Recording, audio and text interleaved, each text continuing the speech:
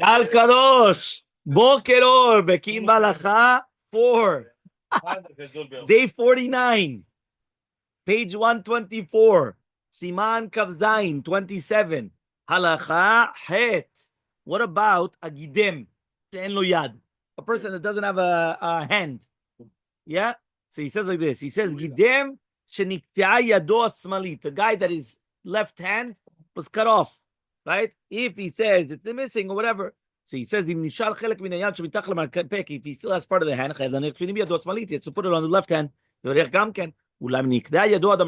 it goes until the elbow, so then what happens? If he still has a chelik of the zroa from the marpek until the katef, he puts it on it, but you don't make a bracha. And when he's going to put on the tefillin shel rosh, he's going to make the bracha al mitzvah tefillin, and he's going to have kavanah liftor tefillin shel yad. Right? And but he still has a kiboret. So yaniach tefillin cham. 1 minute afterwards. 1 minute. He says "Uvlo bracha kamur v'im niktea yado ad samuk lekatev beofen shelo nutra lo kiboret yaniach tefillin biyado amanit." He's going to put on the other hand. Right? Uvlo bracha vodar bracha v'yvarech al tefillin shel rosh mitzvah tefillin v'yichaven liftor. Right? Tefillin shel yad. Vehu adin, and the same halacha would apply. Nivra mitchila briyato b'lo zora small. One is he doesn't have a left hand. That's how he was born. It wasn't that he became a gidem afterwards. The same halacha would apply. Okay? Is everybody with me? Okay, let's go one more time. So we're talking about a person that is missing part of the left arm. As long as he still has a forearm intact, he still could come and put on the tefillin. Okay? If he's missing the entire forearm to the elbow, so then he must still wear tefillin on the left arm.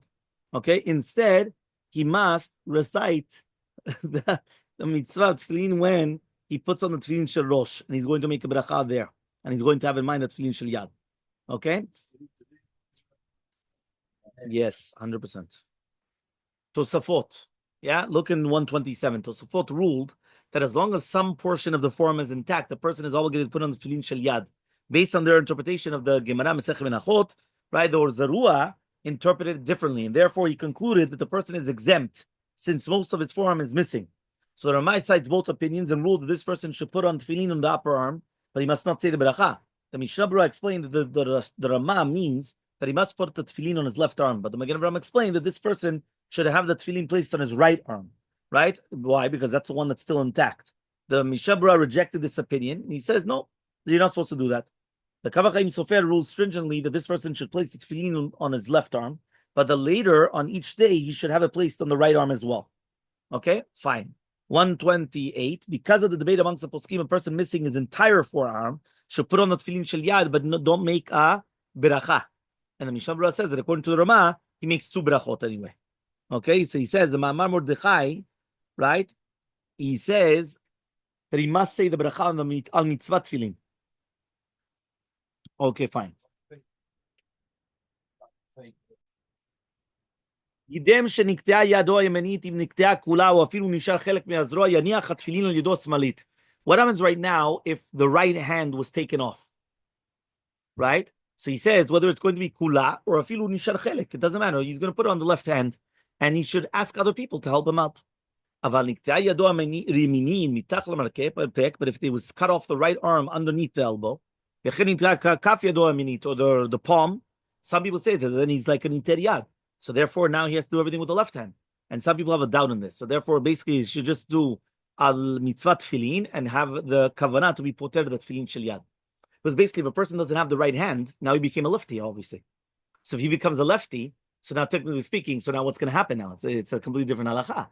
Beforehand, he was a righty. Now that he doesn't have the palm, so now he becomes a lefty. So then, so he says, make the bracha al mitzvah tefillin on the rosh and have in mind the yad. And then you put on the yad. Okay?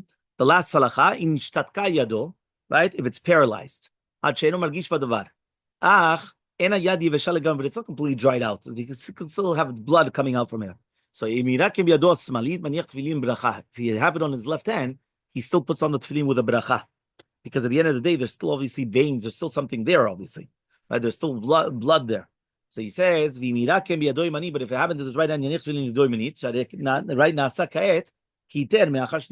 because now he became a lefty. But some people say, again, he does it without a bracha. And he says, you should put it again on the left hand without a bracha. Meaning here, you're going to put it on both hands. right? Why? Because of such a case of the paralyzed, right, of the paralyzed arm. Okay.